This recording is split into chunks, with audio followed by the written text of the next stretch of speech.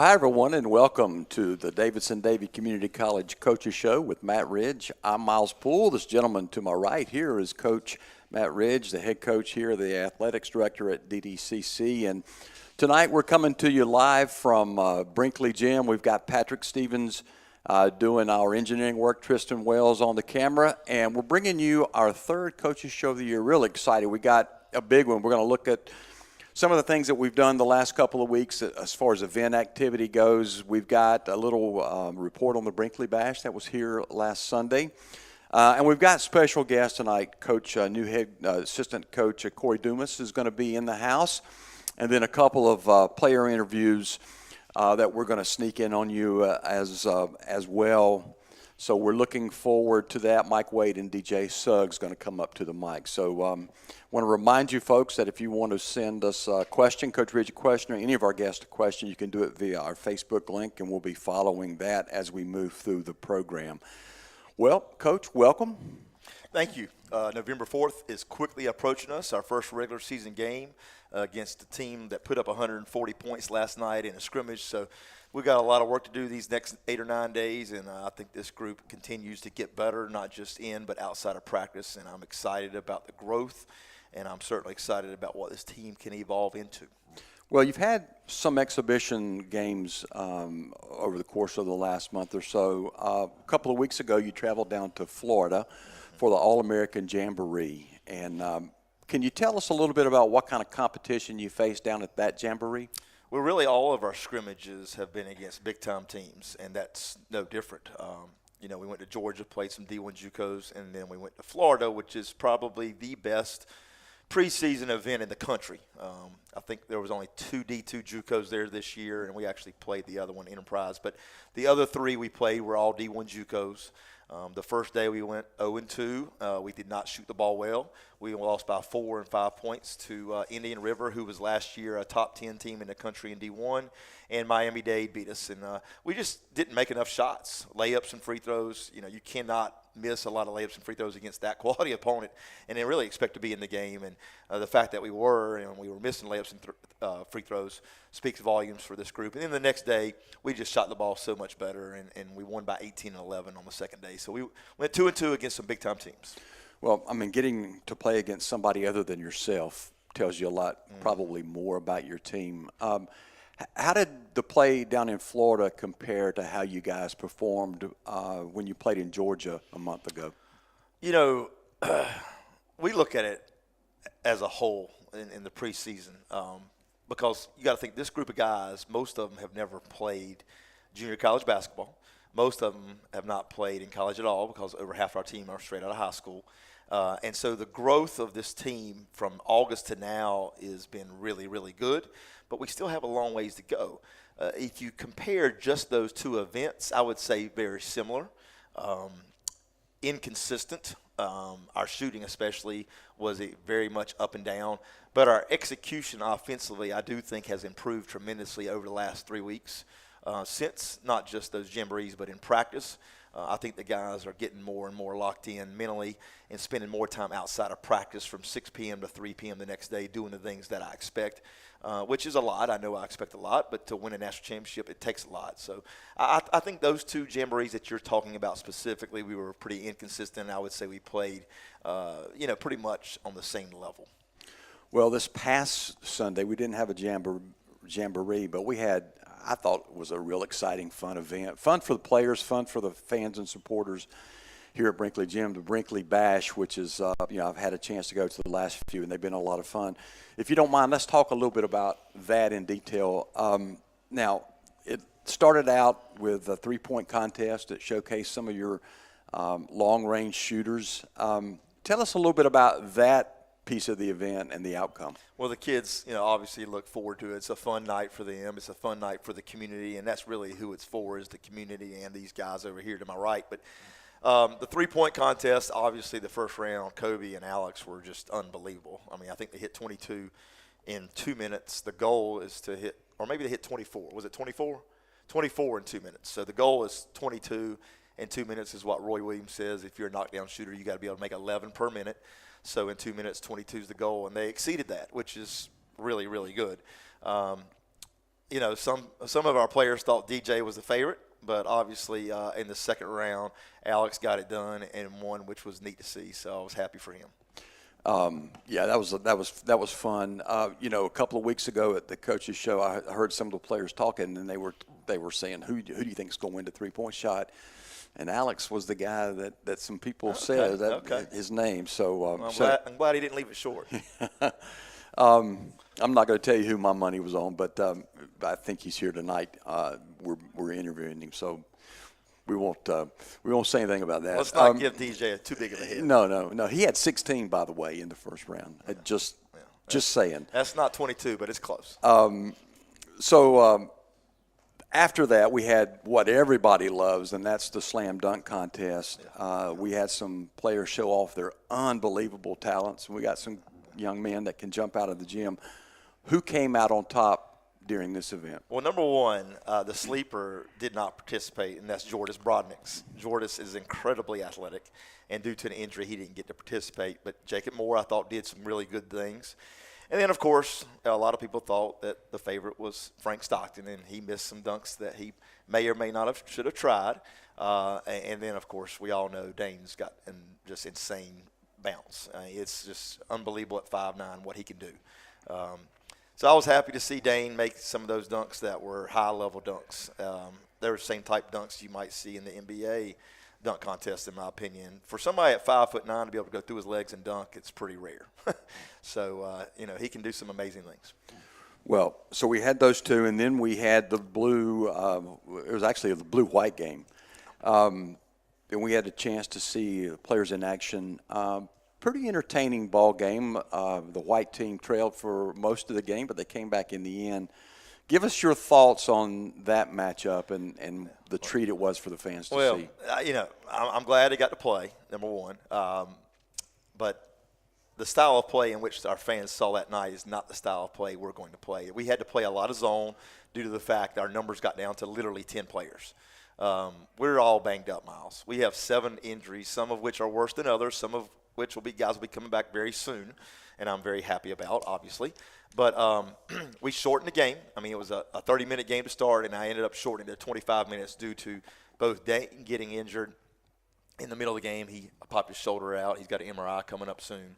And then we had a second injury as well in the middle of the game. So we got the numbers all the way down to 10 players. So that's why we shortened the game. And so the coaches went to a zone simply because of the numbers, no subs. So I thought we did some good things offensively, not as much on the other side of the ball, which if you know me, you know that I don't deal real well with us not playing hard and denying and that kind of thing. So we're going to watch some film in the next 24 to 48 hours on the blue-white game and learn from it because there's some things in there that I got to do a better job as a coach making sure we don't repeat. Alex Reese, by the way, hit the 3-point shot for the white team that put him in the lead for the first time. And I believe Najee Stroman had a couple of threes late in the ball game as well. It was fun. It was a fun outing. Well, let me say this. Najee's had a great preseason. Yeah. He is banged up like a lot of our players.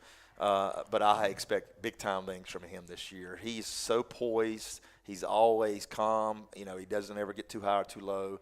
And he's had a really good preseason, even though he's banged up. We talked about this as a chance for the fans to come out and get a sneak preview of the team. It's not the team that they're going to see during the regular season. We're not going to sit back in the zone too many nights, Miles. But I know how much you hate the zone, but they did get a chance to see the players really for the first time in action.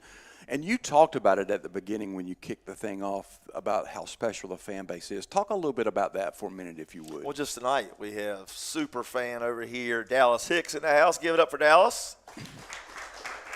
And his sidekick, Ken Cannon. And then the best statistician in the house, in the country, and Manuel Teague and his wife. So some of those fans are so passionate. We have so many in this community. We have so many unbelievable supporters like yourself that have given their time and energy and love to our program and these players, and in some cases even they're going in their wallet and pocketbooks like you have. And we just appreciate our community because they make Brinkley Gym come alive. And, I'm proud of what we've done, but we really want to base our pride on what we're going to do in the future. But I am proud of the fact that these folks, like Dallas and Ken and of course Manuel and his family and on and on and on. They come out year after year after year, and they don't have a direct correlation with a son or grandson playing, but they're here every night we play. And when these doors are open, they're here, and they make Brinkley Gym what it is. So I really, really appreciate the family atmosphere that we have created and the culture that we have. Well, you don't just encourage our fans to support the team. You encourage our supporters and fans to know the team. And there's a big difference there, I think, in my opinion.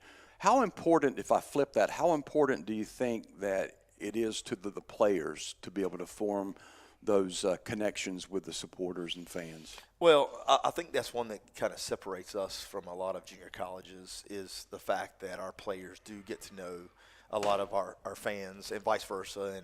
And you know, anytime you're connected, whether it be within our inner circle of our team or with our community, you tend to care more. And when you care more, you invest more. And that's one thing that I'm really proud of is our family, our Storm family is much bigger than just this group of guys. It's our fan base, it's our players' parents, it's people like yourself, and on and on and on. And so we create this kind of culture of people that are passionate. And anytime you give and give and give, you tend to care more. And when the game is on the line and you got all this support, it's almost impossible to give up.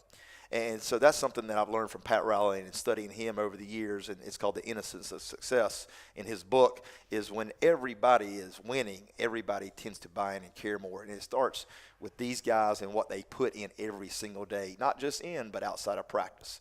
So I'm really proud of our culture and our community and the connection that our players have with them. Yeah, something really special. You know, it's something to see just the way these young men are conducting themselves. I mean, to the fans that don't see it, I mean, all these guys walked in to the room tonight and they go and introduce themselves, which I think is pretty cool when you don't see that everywhere. So it's certainly noticed. Well, and these relationships at the end of the day is what it's about. Yep.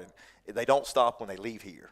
As you well know, I'm really proud, like this past Saturday, or Sunday, excuse me, you know, we had some former players as judges in the dunk contest, and Jaheim and Chase and Javion, and I'm forgetting one more. But, you know, it's just those relationships that I can stay in touch with those guys year after year after year, and one day hopefully go to their weddings and meet their kids and et cetera. Yep.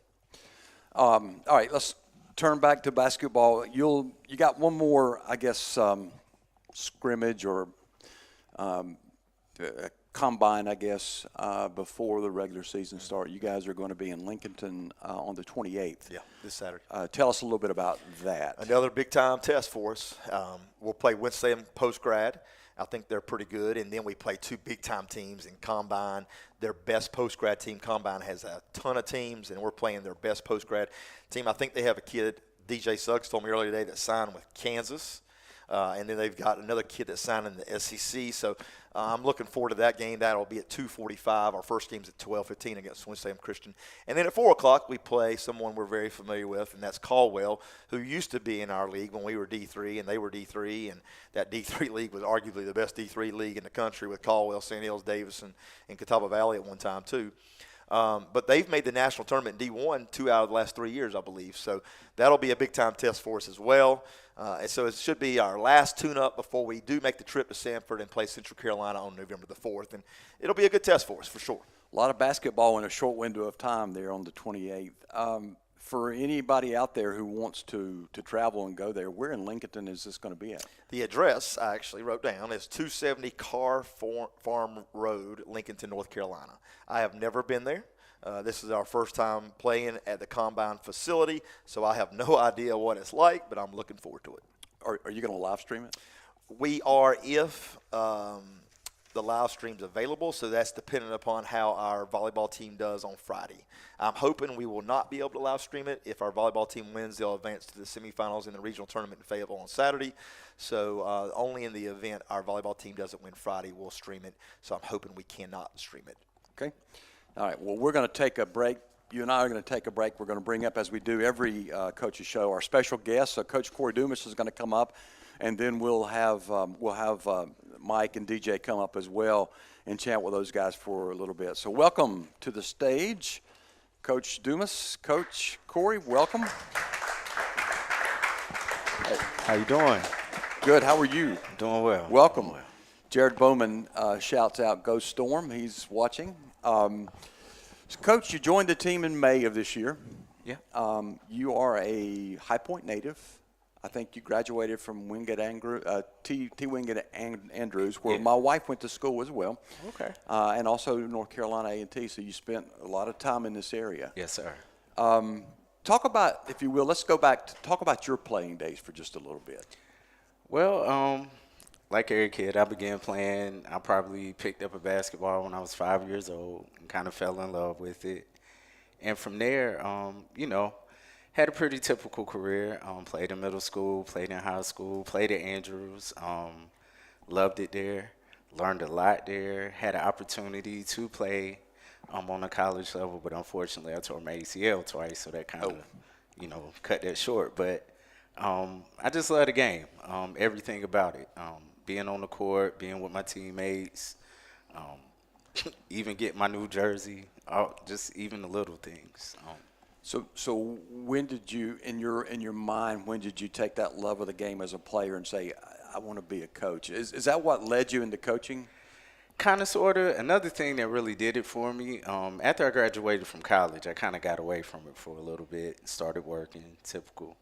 And, I was in the park and rec realm, and it seemed like everything that I did, basketball ended up getting involved in it in some way, shape, or form. And I realized that was a tool that I could not only use to, follow my passion, but help out the youth. And so through that, I developed a strong love for coaching. Well, you had a chance to go back and coach at your alma mater. So you coached at High Point Andrews. You were coach there for 4 years. Yes. 62-30 record, pretty impressive. How special was it to you to come back to a team you played on, but a school that you went to and coach that program? It was very special. If you know anything about Andrews, we're really rich in tradition as far as sports goes. And I mean, not just basketball, but football, track, every sport really.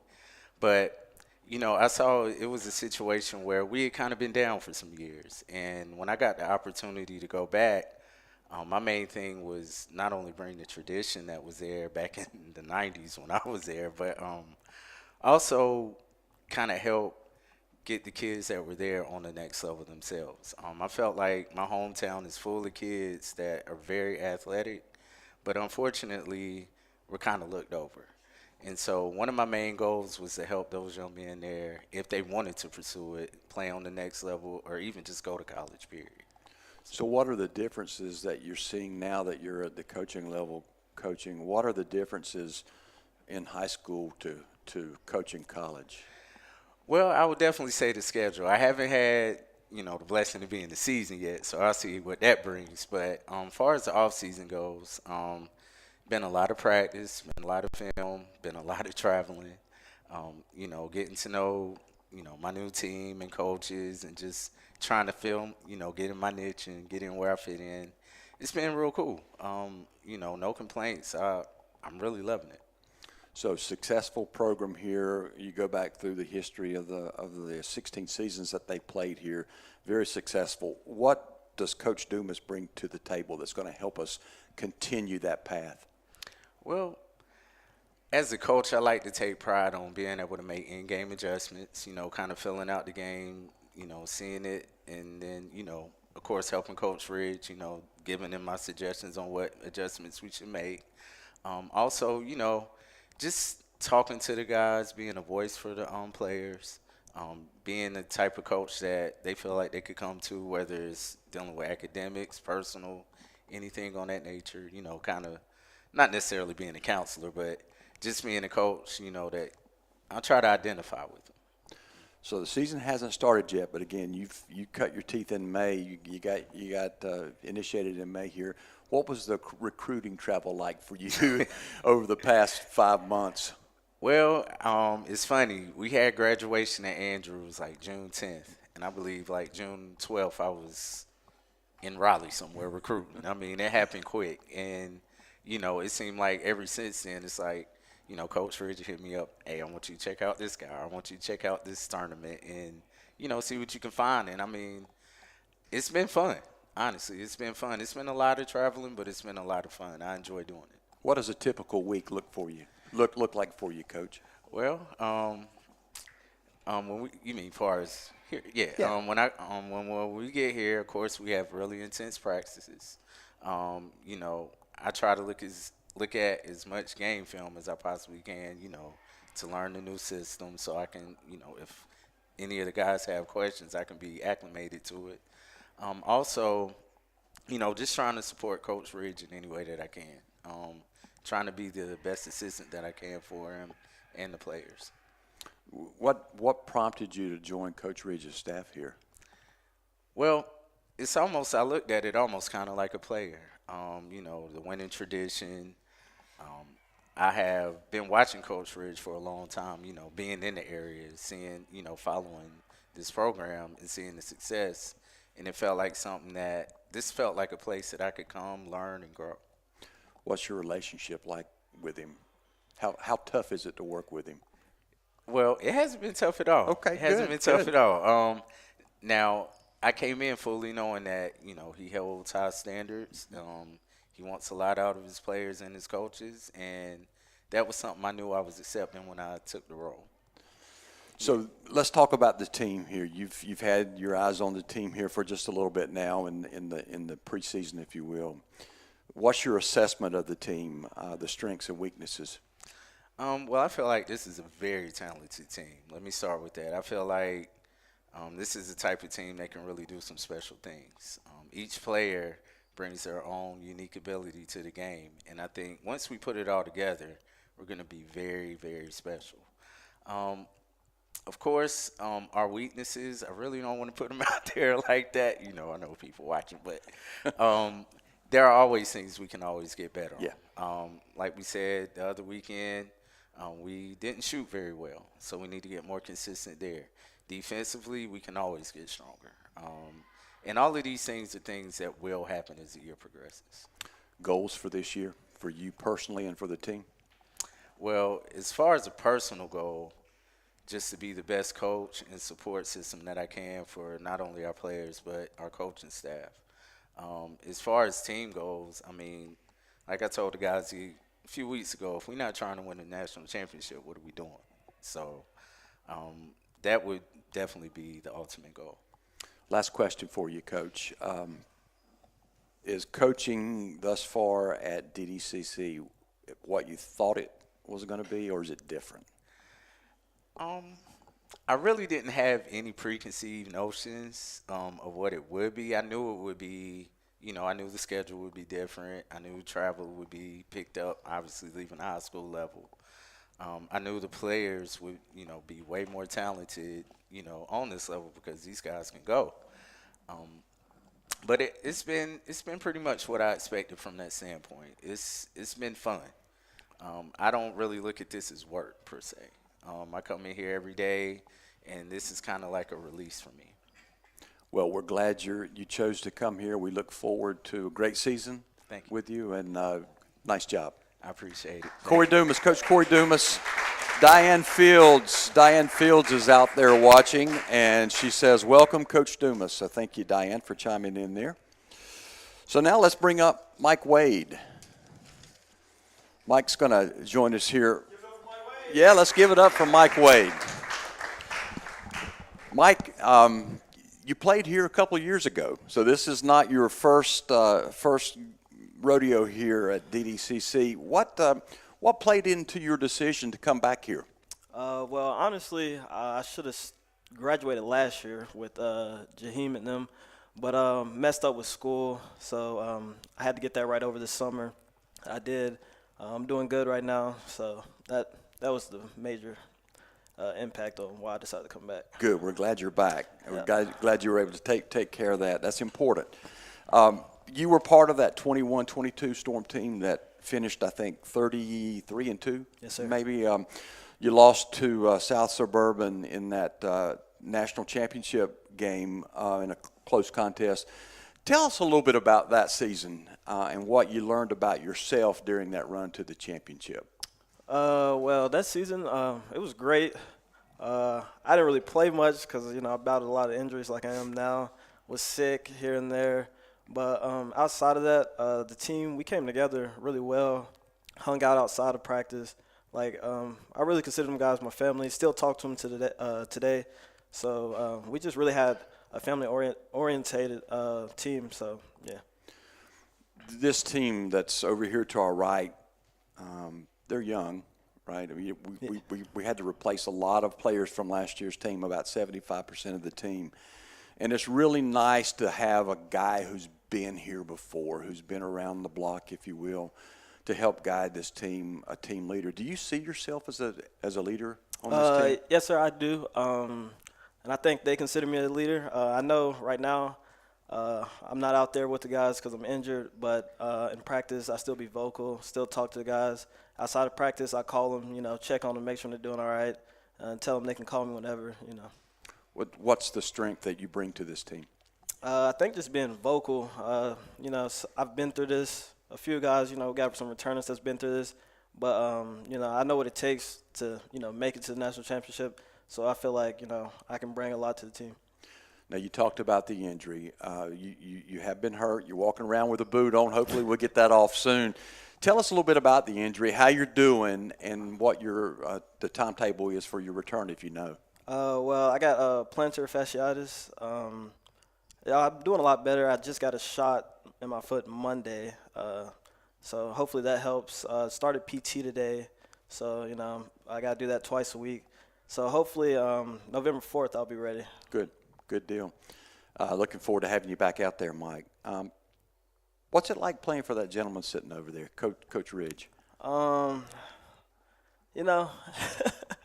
love the guy because think about it, he really didn't have to let me come back after I left because, some coaches, once you leave, they forget about you. But he called on me, checked on me, make sure I was all right, told me if I ever need anything, he's one call away.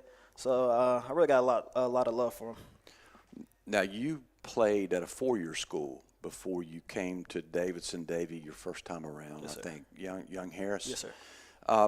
Tell us a little bit about your experience there and compare playing at DDCC and at Young Harris. Well, at Young Harris, I redshirted my freshman year, so and then I didn't really have to practice, which was different here. You redshirt here, you're practicing regardless.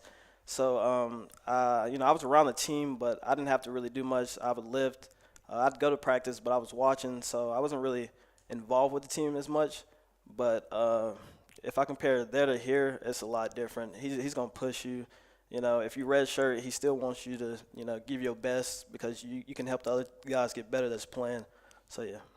How do you think the guys are developing this year so far? They're doing pretty good. We got a lot of young guys. I feel like as the season, goes on, we'll get a lot better. Anything specific you guys need to improve on? I know you don't want to give away your weaknesses, but just make layups, free throws, we'll be all right. Okay. What are your goals after DDCC, Mike? Well, I want to move on, play at a 4-year. Want to start my own business. I've already started a little bit, but really want to get into that side of it. Good for you. What about goals for the team? A national championship. Okay. Nothing less. Nothing less. And the last question, a fun question for you. Do you have a nickname, and do you have any pregame or pre-practice rituals that you go through to prepare? Everybody on the team call me Mike Wade. Coach Ridge, he'll call me Pretty Boy Mike some days. But like pregame rituals, I like to take a nap, but you can't do that with Coach Ridge. So I got to find something new to do. Listen to music, but other than that, not much. Okay. All right. Well, we want you to get out of that boot. We want to see you back in uniform, back on the court here. I promise you, I will not call you Pretty Boy Mike on the mic this year. So good to see you, Mike Wade. Great job. Next up, we're going to bring in DJ Suggs, who I will tell you, he was my pick to win the 3-point contest, and he he didn't, but he's here with us. DJ is somebody else who has played for this program before. You were here a few years ago, actually a year before Mike, 2021, to 2021, you were also on a run for a national championship. What was that season like for you, if you can go back and reminisce for me? That season was a roller coaster, not because of what was going on with the games. It's just like our team. It was just a crazy time. And knowing that we came back to Davidson after the 2019 season that got canceled, it was just like we was just really hungry. So since day one we got in preseason, we was on each other like bad, almost to fights in practice. That's how bad it got. So we went to the national championship. You know, we supposed to have won that, but it was just a lot of lessons learned. Well, in that tournament, you were selected all-tourney team. You had a really good season, a really nice tournament. It's a great honor. I know you would have preferred to take home the championship ring. What did you learn about yourself that year that you are going to apply this season? That year, I know my defense wasn't the best. So coming into this year, I know I got to play 10 times more as defense as I was that year, because I feel like if we got 3 or 4 more stops, we could have won the game. If we executed what we were supposed to execute, we could have won the game. And the fact that I know what we need to do to win the national championship, I think I could lead this team. Well, we all, not just I, like, it's we for me, you know, me for we, however you say it, you know, Coach Ridge. But, like, we all going to do it this year. We're going to get there. Me and Mike, people that was on the team last year, they know what it takes to get to the national tournament. So this is going to be a good year. What played in your decision, DJ, to come back here and play another year? Was it that national championship potential? Of course, you know I'm hungry for that because we lost, but more so it was Coach Ridge contacting me, Javion, LJ, Zy Dawkins, like they was all on my ear, get back in school, because like Mike, I messed up in the classrooms.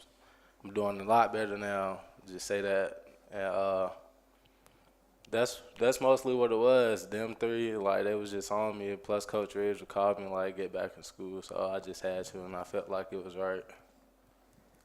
What's it like playing for Mr. Ridge, Coach Ridge? Man, let's say from 2019, I was mentally weak. Like, I grew a lot, and still to this day, like, it's still practices where he's got on me, and I checked out. And it's not easy playing for Coach Ridge. I tell anybody that on any given day, like, you just can't come here. It's not a roll the ball out and go get a bucket at school. So, like, it's hard. A lot of former players have said there's something different about playing basketball at Davidson-Davie. And you hear them come back and talk about it all the time. Give us your perspective on what is different about Storm basketball and other junior college basketball programs.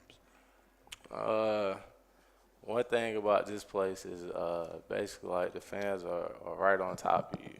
Like, the gym is so small. That's why I love it here.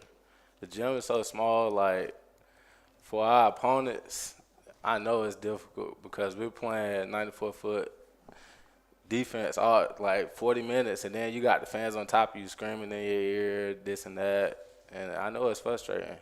And just like I told my teammates the other day, like I told Trey Fields when we got back from the blue-white game, like, is that what it feel like? Because, you know, I was on the blue team, and I'm normally like sitting over here, sitting on that side, just feel weird sitting at Brinkley on that side of the gym, and it was just like a crazy feeling. Just like I asked Mike, as a returning player to the program on a young team, do you see yourself as a team leader? I'm working on it. I'm trying to be a better leader. I mean, I can say I'm somewhat of a leader because they know I've been to the national championship, did this and that. But more so leader more vocally, and Coach Ridge is trying to push me to be a way better leader than what I'm expected to be, but his expectations, you know. So I'm still working on it. What strengths do you bring to the team, DJ? Of course, the shooting, but this year you're gonna see a lot of defense.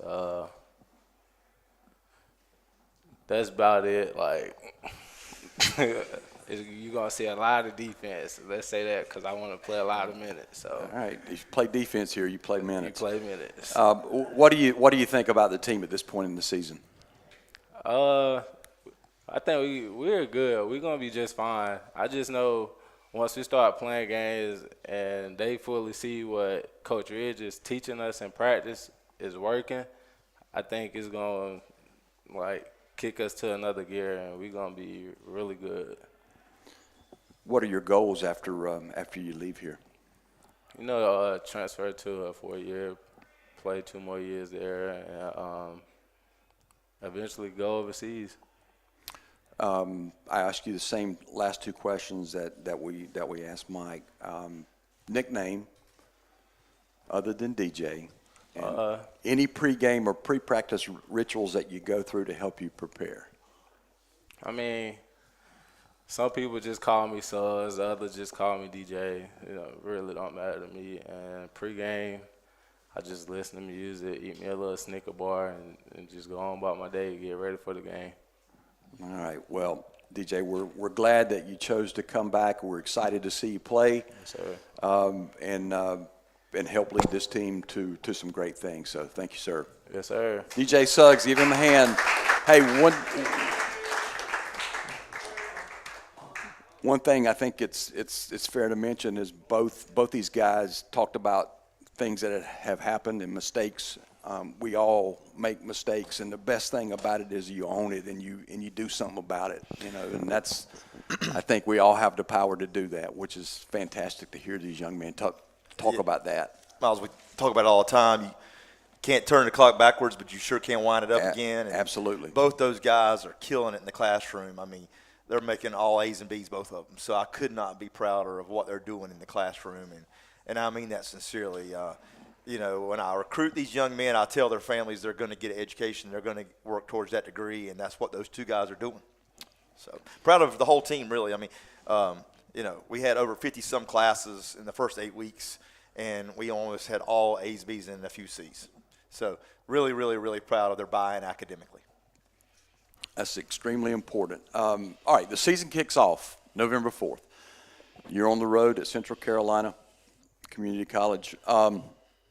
Next couple of weeks, what focus areas you're gonna work on, or what do you have to work on to make sure you're well prepared to kick off the season? Well, we've been focusing on ourselves all preseason. That's what you do in the preseason. But as we get closer and closer to November 4th, we'll start preparing for specifically that opponent, just like we will every game with a scouting report, et cetera.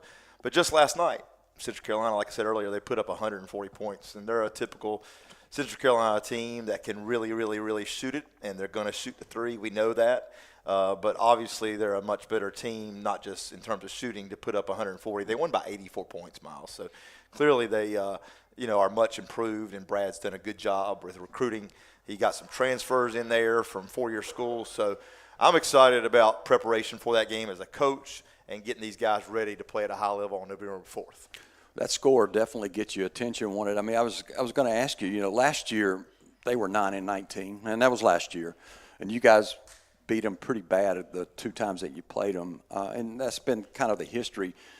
And I was going to ask you how you kind of protect the team from being overconfident, but you guys do a good job with that. In junior college, it is so easy to go from really bad to really good, or vice versa, really quickly because the turnover is so high.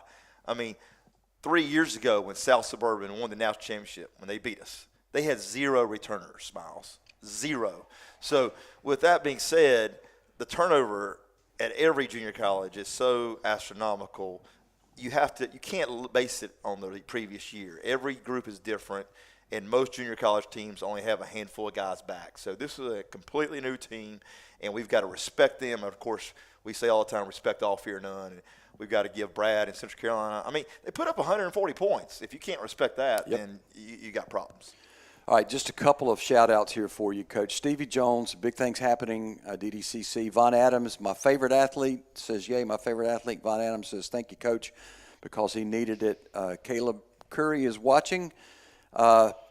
Patrice Wade says, Coach Ridge is not just a great coach, but a great man to pour into these young men, especially mine. I'm forever thankful for you, Coach. Let's win this championship, fellas. Von Adams again said, yes, he is, and I'm going to figure out a way to appreciate him. So thanks for the commentary and for watching us and for supporting this team. So let's talk about the health of the team. I know we had a couple of injuries in the Brinkley Bash. What are the injuries at this point? I mean, you're all beat up going into the start of the season. Let's see if I can remember them all. Well, Caleb's been injured all year. Of course, he came to us with an injured back, so he's been going to physical therapy for a while with that. Jordan Brodnick's, his knee is messed up. Mike Wade, of course, has that foot injury going on. Trey Fields has been injured since the summer when he blew his knee out. Najee Stroman's been injured since I think he was born. I mean, it's on and on and on. Ethan English's knee is messed up. Who did I leave out? I'm sure I left somebody out. Oh, Alex's hip's messed up. Galvin's been out for going on almost a month and a half, 2 months now. So I think we got 7 or 8 different players that have been sitting out of practice for one reason or another. Now, the good news is we get a couple of these guys back soon, like Mike Wade and like Trey Fields and a few other guys, I think. So even though we have been injured, I do think that we are, healing up. Well, the first part of your schedule, the first 8 of your 12 games are on the road. Yeah. Over the years, do you find away games to be more challenging, or does it really make a difference? I'm going to be honest. I love, obviously, home games, but there's nothing more satisfying than going to somebody's gym and shutting the crowd up. And as Roy Williams used to say, stealing their cookies and getting a win on the road. I enjoy playing on the road. Championships are won on the road, in my opinion. So I love the challenge of beating people in their own gym. Now, with that being said, obviously it's a little different than playing in the Brink. But at the same time, I enjoy it personally. Well, speaking of Brinkley, the back half of the season is really weighted toward games here. I think 8 out of your last 11 games are going to be played on this court where you're 241-19, about 92% of the games you've ever played in this building you've won. How much of an advantage do you feel or do you like with those things being here at Brinkley? Well, playing in the gym, just like any team playing at home, you're used to the surroundings, you're used to the gym. But probably just as, if not more important, is the atmosphere. And like we talked about earlier, and Mike, I believe, or maybe DJ talked about, it was DJ, the fans are right on top of you. And, it's usually packed. It only seats 275, and we fill it out pretty good with the commitment and the loyalty and the fan base and how they come out. So I do think Brinkley Gym clearly gives us an advantage. But again, like I said, championships are won on the road. You got to go in somebody's house and find a way to win. Well, last question for you, Coach, before we talk about some sponsors and give our fans a heads up on the upcoming schedule. The last 4 seasons, you guys have been 122-8, I think. 4 regional titles, 4 district titles, 2 national runners up. Last year you were 35-1. Preseason poll came out yesterday or the day before? Monday. Preseason poll came out on Monday, and you guys are picked in D2, number 4 in the country. Give us your thoughts on this. Well, number one, I think the poll is nice for, a pat on the back, but really that's all it's good for. I mean, it helps in recruiting maybe a little bit, but it puts a huge bullseye on our chest. And it's based on previous years in the history of our program. It really doesn't have anything directly to do with this group of guys except for the returners, of course. And I think our guys understand that. We've talked about it, but we're certainly not going to talk about it much because what's real is our preparation. And what's real is our practice. And what's real is our film session. And those are the things that we have to focus on, or somebody will quickly humble you if you don't stay humble. So I think this group understands that, and we got to focus on what we can control, and that is our preparation. Good response to that. Last thing I'll do here, Coach, is we've had a lot of nice additions to Brinkley here over the last couple of years with the the floor and the digital scoreboard and the scores table. You know, we've got this backdrop. I mean, a lot of things going on here, and it couldn't be possible unless we had good supporters. I'll give you a chance just to highlight those folks. Well, you know, all of our supporters and the folks that give money are important.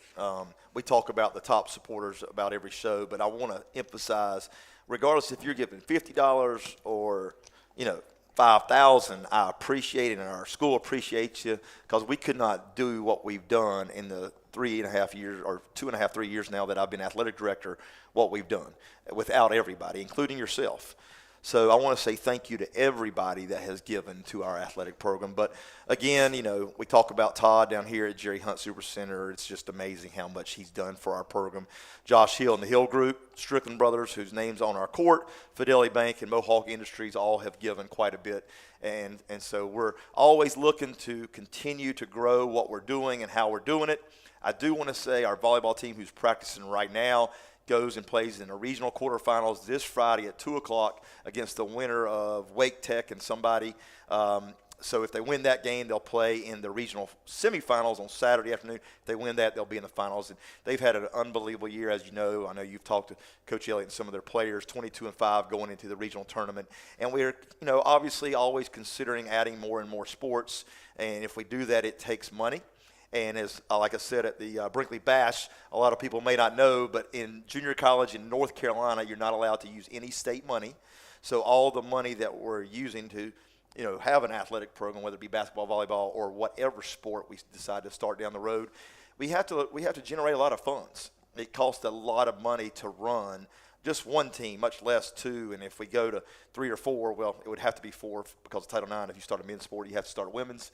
So, you know, if our community is interested in us starting more sports, then we need to find ways to generate more revenue. Well, Brandon Mullis is watching. I wanted to say hello to Brandon. Coach, I wanted to thank you for all that you do and the love and passion that you pour into what you do here. It's just phenomenal, and you make a big difference. You know, I'm not talking about the wins and the losses. I mean, what you're doing to make differences in people's lives is just phenomenal. So I appreciate that. And I want to thank Coach Dumas for being here tonight. Mike Wade, of course, DJ Suggs, a really well-spoken young man, as all your team always is. Everybody that helps put on the coaches show here, you know, Patrick Stevens to my left, Jared Bowman, who's not here tonight, Brandon Mullis, who's not here, Tristan Wells, just all the sponsors, amazing Storm fans. It's a lot of fun to do this. And but with that said, I'll let you have the final word. Well, I do want to say, everybody you just mentioned, from Coach Mullis to Tristan to Patrick, I mean, everybody. But I'll specifically want to shout out to Coach Dumas. He does a lot of things behind the scenes, as does Coach Allen, who's not here. He's actually on the road in Wilson, North Carolina, recruiting right now. You know, those two guys make my job a lot easier. And Coach Allen shows up to practice an hour before every day, tapes ankles, gets the gym ready. And Coach Dumas gets here as soon as he gets done teaching, and he's doing all sorts of things behind the scenes. So I do want to say a huge thank you to Coach Dumas. And Coach Allen, I'm looking forward to him being on the show next Wednesday. And the last thing I want to say, I could not do what I do, and especially how I do it in the amount of time I give to this athletic program without the support of my wife at home who's listening. So, Candace, thank you. I love you. And my 3 girls that sacrifice a lot of time from Daddy being gone, and that's Madison, Parker, and Ella, because I do love them so very much. And without the support at home, I could not do what I do, and especially do it how I do it. Well, we appreciate you again. And, again, our next coaches show going to be Wednesday, November 1st at 7 o'clock right here at Brinkley. Come out and join us if you want to. We can make room for you here, and we'd love to see you. We thank you for tuning in tonight, and we thank you so much for supporting Storm Athletics. Go Storm. See you next Wednesday.